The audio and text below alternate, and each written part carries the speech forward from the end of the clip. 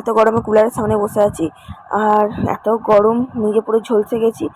আর এখানে আজকে চলে এসেছি শ্রাদ্ধ বাড়ি খেতে। আজকে হলো বাসি শ্রাদ্ধ। অনেকে অনেক জায়গায় অনেক রকম বলে, নিয়মভঙ্গ বলে।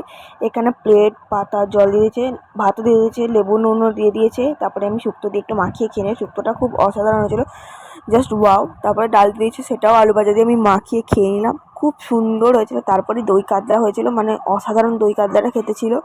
আমার খুব ভালো লেগেছে এই দই কাতলাটা। আমি শ্রাদ্ধ বাড়িতে খাই না, কারণ সহ্য হয় না, তবুও আজকে খেলাম, কারণ এটা আমাদের রিলেটিভের ছিল, তো খেতে হয়েছে। তারপরে পাবদা মাছ দিয়ে খেয়ে নিয়েছিলাম।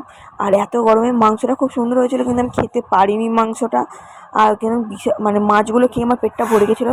তারপরে দিয়ে চলে গেছিলো পাঁপড়। আমি একটু পাঁপড়ের মধ্যে লেবুর রসটাকে চিপে তারপরে খেয়েছি। তারপরে চলে গেছিলো একটা সন্দেশ দিয়েছিলো, এটাও দারুণ খেয়েছিল। তারপরে আমি চাটনি দিয়ে পাঁপড়টা খেয়ে নিচ্ছিলাম। আর তারপরে এখানে আইসক্রিম আর পাঁচ দিয়েছিল। এইটুকুই।